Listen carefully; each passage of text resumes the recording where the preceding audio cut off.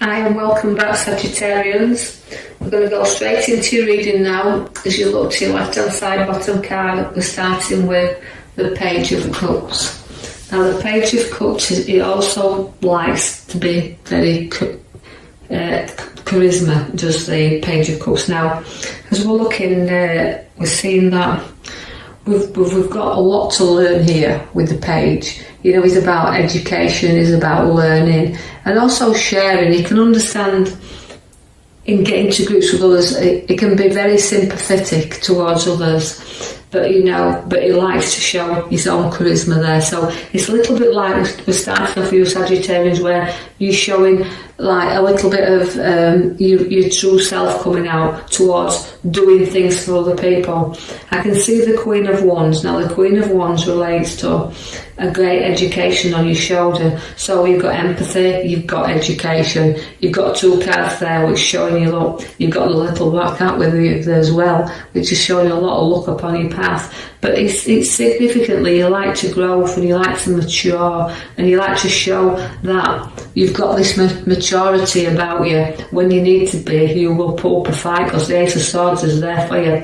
So although we're fresh and new battles with the Ace of Swords, the battles that you can show you can win, you can see two sides to you in the start of your cards, where you've got that side that shows you sharp, right, and then the sharp side of you that shows where you can be blunt. So the empathy's there and you'll show it when it's needed, but you're tough on the other hand. You know, you stand up to things. So new challenges are about to come upon your pathway, but you're not frightened of them. You're good at sticking to your ground. So watch for new challenges, but they're good. You do have the Empress, which means nurturing of your ideas. Also pregnancy's around because she is a nurturing mother figure. She brings bursts forward, and a burst of ideas, bursts of decisions. But again, where she's got the growth with her, you've had a lot to learn as well, because your lessons are there and your battles are there and your education is there. So again, the Empress is showing her hand there, but she's also showing that there's no ideas that can be born here.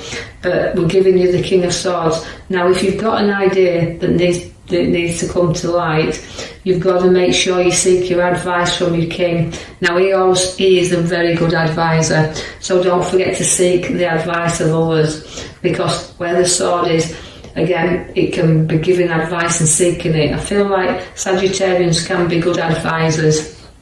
I think people will listen to their opinions and what they've got to say, so you may be advising someone else, but do take that on board, that you need to seek your advice to should you sign any documents or contracts, because it can come in the way of a legal man, can the King of Swords.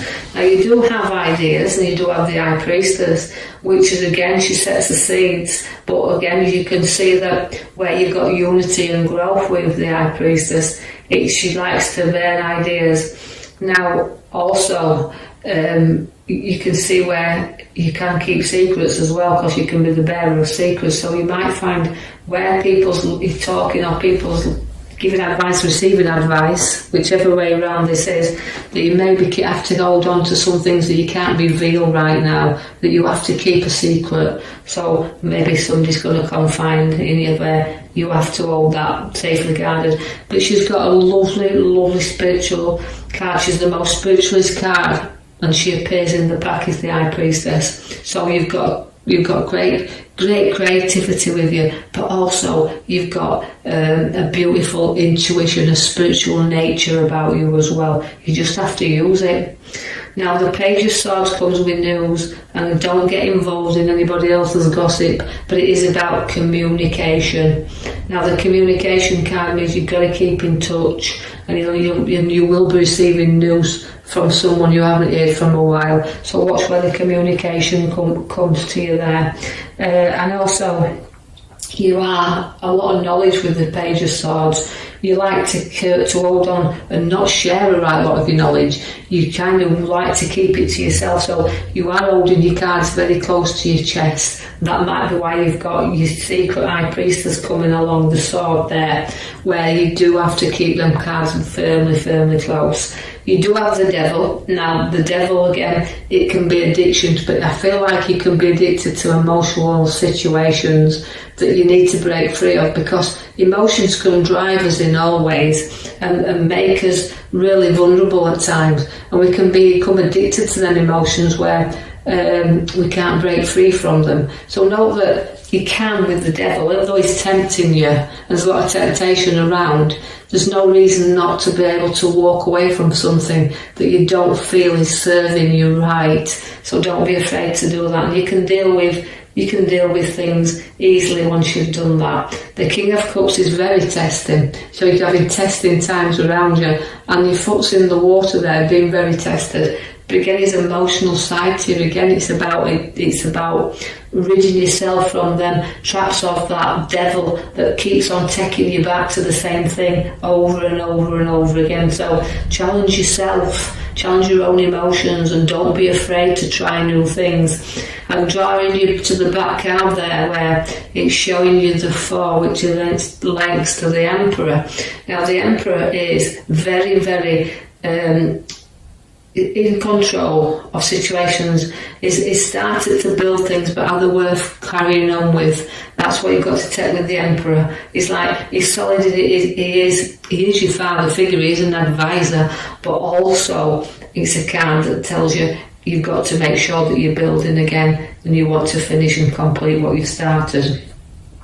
The Queen of Swords relates to you being in control. Again, a sword, you've got a lot of swords in these readings, so it's like sending. Swords like to be dominant and in control. So this is how you're feeling at the moment. You want to be in control over everything that you're building up around you. But the sword and the Queen of Swords means, again, an advice. So you've got 2 advising cards here, so don't be afraid to listen and take the advice that's needed, and also giving advice, so you could be receiving it and then giving it. But the Queen of Swords, she likes to be feeling in control, and also within work-wise, very high up where they work, and an authority figure is the Queen. So you're very, whether we're talking to Sagittarians, you are going to be very much in control where work situations are. I know this won't mean everything to everybody, so just take out of it what you can. Now the Star again relates to everything and being around you, but sometimes it's dull. Sometimes we have to lift his head up and look forward, but we won't do that till we've got rid of things. So again, even though it's about ditching things and starting things, you're a little bit of emotional, these cards, a little bit all over the place to me when I'm looking at them. So I feel like it's about releasing things and pouring things out, and not knowing what you don't need around you, just getting rid of. So you can see that once you've ditched a lot of this stuff, you can start to see that them stars will shine around you, but patience is what's needed, and Sagittarians sometimes don't have a lot of patience. The North is the Fool. Now that's a risk taker as well, and Sagittarians will take a risk from time to time. But again, nobody's fool, but you have got to take a few risks in order to move forward sometimes. And that's the North, but you've taken a few risks in your here and now. And don't get too far to the edge. When even though you're taking a few risks, know that not everything is worth the risk as well. So don't go too near the edge. Study what you want and don't go into anything, walking into anything you feel is a bit risky. I see that again, where we've got the mature ones here with the news around, and that is abundance around us. So we've got to be prepared that where this abundance comes and it sits in with us, it can come in the form of inheritance and it can come in the form of redundancies. But however form it comes, whether we've nurtured our money, we've worked for our money, it means a little bit of being able to spend a little bit on yourself, because you've got that mature wealth in that card there of the 9 of Pentacles at the top right hand side. Someone may need a little bit of support and a little bit of a helping hand here. So you're going to be supporting and helping someone, but they need to look up to you as well to see where you are going to support and help them.